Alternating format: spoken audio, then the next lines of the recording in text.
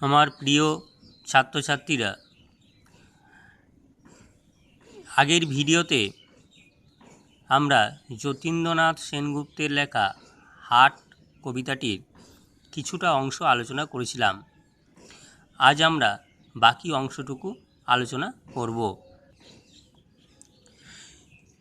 নির্জন হাটে রাত্রি নামিল একক কাকের ডাকে, এই পর্যন্ত পড়েছিলাম। আজকের অংশ, দিবসেতে সেথা কত কোলাহল চেনা অচেনার ভিড়ে, দিনের বেলায় বহু মানুষের সমাগমে হাট থাকে কোলাহল মুখর। সেখানে যারা উপস্থিত হয় তারা সকলের চেনা নয়, আবার অচেনাও নয়, অর্থাৎ চেনা অচেনা মানুষ একত্রিত হয় বা ভিড় জমান সেই হাটে। কত না ছিন্ন চরণ চিহ্ন ছড়ানো সে ঠাঁই ঘিরে, ঠাঁই বলতে এখানে হাটের স্থানকে বোঝানো হয়েছে। সেখানে বহু মানুষের সমাগম হয় দিনের বেলায়। পরিচিত অপরিচিত মানুষের আনাগোনায় হাট হয়ে ওঠে কোলাহল মুখর। আলাদা করে কোনো মানুষের পদচিহ্ন বা চরণচিহ্নকে খুঁজে বের করা যায় না বা খুঁজে পাওয়া যায় না। মাল চেনাচিনি দর জানাজানি কানা করি নিয়ে কত টানাটানি। হাটের ক্রেতারা বিক্রেতাদের আনা জিনিসপত্রগুলি ভালোভাবে পরখ করে দেখে নেওয়ার জন্য এবং দরদামও জানে। দরদাম নিয়ে অর্থাৎ কানাকড়ি টাকা পয়সা নিয়ে তাদের কথাবার্তাও চলতে থাকে। হানাহানি করে কেউ নিল ভরে, কেউ গেল খালি ফিরে। তাড়াতাড়ি করে জিনিসপত্র নিয়ে অনেকেই বাড়ি ফিরে যায়, আবার কেউ খালি হাতে ফিরে আসে। অর্থাৎ যে সকল জিনিসগুলি বিক্রি হয়ে যায়, পরবর্তীকালে যে সকল মানুষেরা বা ক্রেতারা যায় তারা সেই সকল জিনিসপত্রগুলি পায় না, তাই তারা খালি হাতে ফিরে আসে। দিবসে থাকে না কথার অন্ত চেনা অচেনার ভিড়ে। দিনের বেলায় হাটে অর্থাৎ সকাল থেকে বিকেল পর্যন্ত চেনা অচেনার মানুষের জমায়েত হয় এবং সেখানে বহু ধরনের কথাবার্তা চলতে থাকে এবং সে কথার কোনো শেষ নেই। অর্থাৎ হাট থাকে কোলাহল মুখর। কত কে আসিল কত বা আসিছে কত না আসিবে হেথা। হেথায় অর্থাৎ এই হাটে কত মানুষ এসেছে, কত মানুষ আসবে বা কত মানুষ আসছে তার কোনো হিসাব থাকে না, কারণ সেখানে হিসাব রাখার মতো কোনো ব্যক্তিও থাকে না বা প্রয়োজন হয় না। ওপারের লোক নামালে পসরা ছুটে এপারের ক্রেতা। ওপারের লোকেরা অর্থাৎ ওপারের বিক্রেতারা তারা ফসল নিয়ে এসে এপারে বিক্রি করে এবং এপারের ক্রেতারা তারা সেই ফসলগুলি তাদের প্রয়োজন মতো জিনিসপত্রগুলি কিনতে থাকে। এখানে কবি এপার ওপার বলতে এক বিশেষ অর্থকে বুঝিয়েছেন। আমি আগেই বলেছিলাম এই কবিতাটি একটি ব্যঞ্জনাধর্মী বা রূপকাশ্রয়ী কবিতা। প্রকৃতপক্ষে এপার বলতে কবি এই বিশ্বজগৎ বা পৃথিবীকে বুঝিয়েছেন, যেখানে মানুষ বা জীবেরা সুখ দুঃখ আনন্দ বেদনা লাভ লোকসান এর দ্বারা জীবন অতিবাহিত করে ওপারে অর্থাৎ স্বর্গরাজ্যে বা পররাজ্যে ফিরে যায়। সুতরাং ইহজগতে হাটের নির্দিষ্ট সময়ের মতো মানুষও অল্প সময়ের জন্য পৃথিবীতে এসে লাভ লোকসানের হিসাব অর্থাৎ জটিল হিসাব কষে তারপর পরলোকে যাত্রা করে, অর্থাৎ মৃত্যুমুখে পতিত হয়। এখানে এই বিষয়টি বোঝাতে চেয়েছেন, অর্থাৎ এপার বলতে এই পৃথিবীকে এবং ওপার বলতে স্বর্গলোকের কথা বুঝিয়েছেন কবি। শিশির বিমল প্রভাতের ফল, শত হাতে সহি পরখের ছল, বিকাল বেলায় বিকায় হেলায় সহিয়া নীরব ব্যথা। সকালের শিশিরের ভেজা সতেজ টাটকা ফল ও শাকসবজিগুলি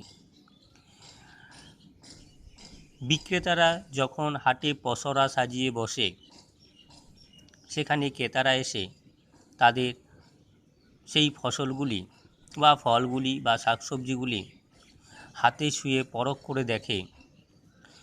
সবাই যে কেনে তা নয়, কেউ বা দেখে চলে যায়, কিন্তু বিকেলবেলায় সেই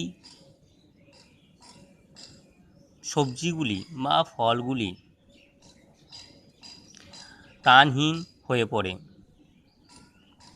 এখানে কবি এক বিশেষ বার্তা দিয়েছেন। সকালের শিশির স্নাত বা শিশির মাখা সতেজ বা টাটকা ফল তথা শাকসবজিগুলি বিক্রেতারা হাটে পসরা সাইজে বসে বিক্রির জন্য।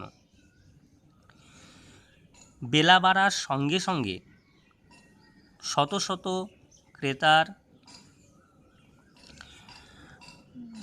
হাতের স্পর্শে সেই সতেজ বা টাটকা ফল বা আনাজপাতিগুলি বিমর্ষ বা প্রাণহীন হয়ে পড়ে, কোনো কদর থাকে না। তখন সেই জিনিসপত্রগুলি অনাদরে বা অবহেলায় বিক্রি হয়। সকালের টাটকা এই সকল জিনিসগুলি ক্রেতারা নেড়েচেড়ে পরখ অর্থাৎ যাচাই করে নেয়, কিন্তু সবাই কেনে না, কেউ কেনে কেউ কেনে না। এই সকালে শিশির স্নাত সতেজ জিনিসপত্রগুলি, আনাজপাতি বা ফলগুলি নীরবে শত শত ক্রেতার হাতের স্পর্শ সহ্য করে, এখানে সেই ব্যথার কথা বলা হয়েছে। হিসাব নাহিরে এলো আর গেল কত ক্রেতা বিক্রেতা।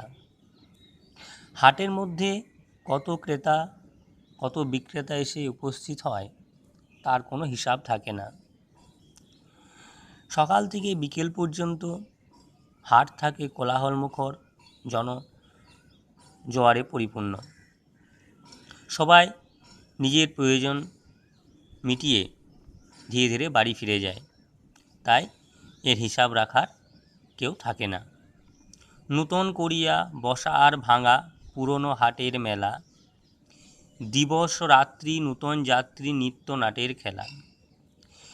এইভাবে নিয়ম করে সপ্তাহের একটি বা দুটি নির্দিষ্ট দিনে হাট বসে, আবার ভেঙে যায়।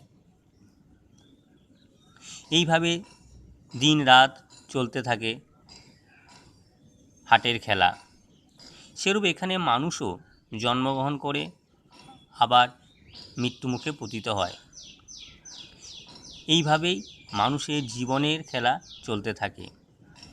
হাট খোলা আছে, হাট মুক্ত বাতাসে, বাধা নাই ওগো যে যায় যে আসে। হলো হাট কখনোই বদ্ধ জায়গায় নয়, মুক্ত খোলা আকাশের নিচে বসে, তাই সেখানে যাওয়া আসার কোনো বাধা থাকে না। কেহ কাঁদে কেহ গাঁটে কড়ি বাঁধে ঘরে ফিরিবার বেলা। হাটে ক্রেতা বা বিক্রেতারা উভয়েই যে লাভবান হয় বা উভয়েরই যে লোকসান হয় তা নয়। যারা লাভ করতে পারে বা যাদের লাভ হয় তারা আনন্দে মহানন্দে বাড়ি ফিরে যায়, কিন্তু যারা লাভ করতে পারে না তারা মনের দুঃখে বাড়ি ফিরে যায়।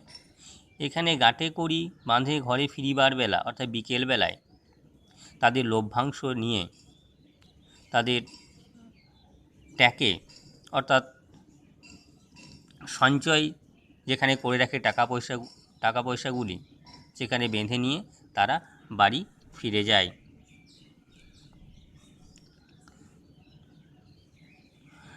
উদার আকাশে মুক্ত বাতাসে চিরকাল একই খেলা। এইভাবে উদার আকাশের নিচে মুক্ত পরিবেশে একই রকম খেলা চলতে থাকে বা হাটের নিয়ম চলতে থাকে। হাটে অসংখ্য মানুষের আনাগোনায় দিনের দিকে কোলাহল মুখর থাকে চেনা অচেনার ভিড়ে। বিকেলে হাট ভাঙার পর লাভ লোকসান চাওয়া পাওয়া হিসাব কষে সবাই বাড়ি ফেরে। এই পাওয়া না পাওয়ার জটিল হিসাবকেই কবি খেলা বলেছেন।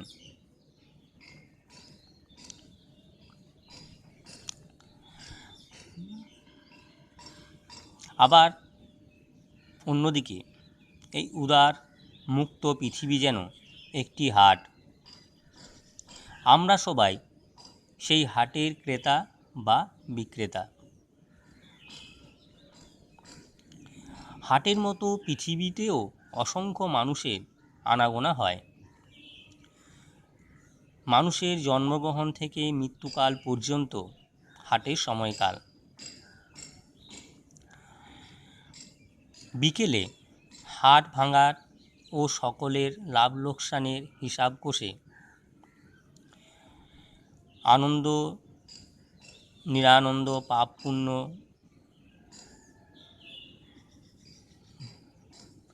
হিসাব কষে অর্থাৎ হাট ভাঙার পর সকলের লাভ লোকসান নিয়ে বাড়ি ফেরে। সেইরূপ মানুষও সুখ দুঃখ চাওয়া পাওয়া আনন্দ নিরানন্দ পাপ পুণ্য জয় পরাজয়ের হিসাব কষে মৃত্যুমুখে পতিত হয় অর্থাৎ মৃত্যুবরণ করে। তারপর তারা গমন করে স্বর্গে। বিকেলবেলায় যেমন মানুষ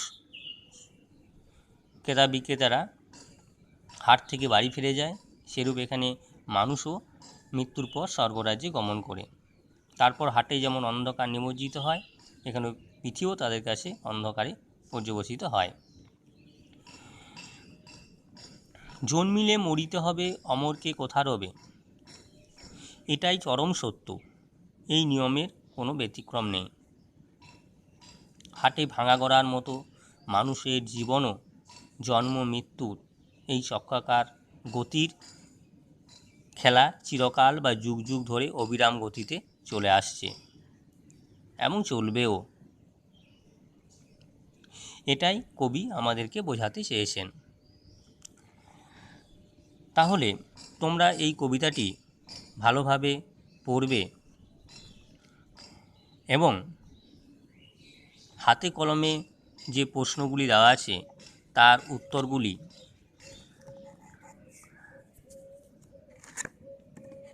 হোমওয়ার্ক হিসাবে করে রাখবে। স্কুল খোলার পর সেগুলি কারেকশন করে দেওয়া হবে। বিশেষ করে দেখো এখানে 3 দাগে সমচ্চারিত বা প্রায় সমচ্চারিত ভিন্নার্থ শব্দগুলির পার্থক্যগুলো করে রাখবে, শব্দার্থগুলো করবে, কবিতাটি বোঝার জন্য কাজে লাগবে।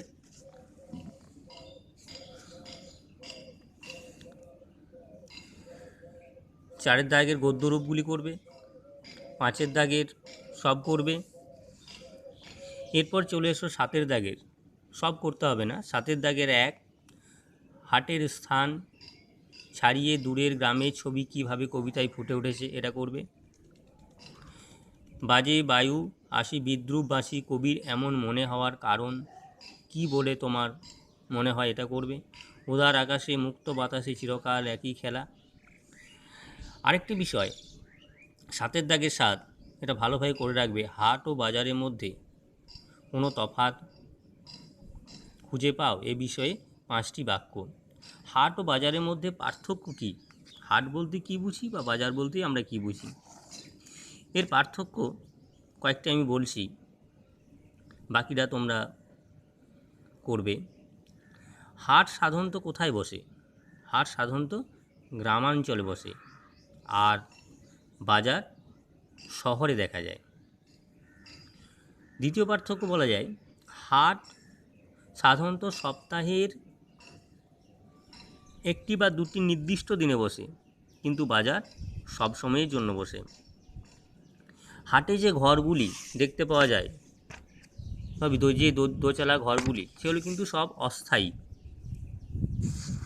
কিন্তু বাজারের যে ঘরগুলি সেগুলি সবই স্থায়ী দোকান। হাটের যে চালা ঘরগুলি সেগুলি খুব একটা বেশি দেখা যায় না, অর্থাৎ বেশিরভাগ হাটই বসে ফাঁকা জায়গায়, মুক্ত আকাশের নিচে, কিন্তু বাজার পাকা ঘরের ছাদের নিচে দেখা যায়, এবং সেখানে নিত্য নতুন জিনিসপত্র পাওয়া যায়। তাহলে আজ এই পর্যন্ত থাক। তোমরা সকলে সুস্থ থেকো, ভালো থেকো। আবার পরবর্তী কোনো কবিতা বা গল্প নিয়ে আমরা আসবো অন্য সময়ে।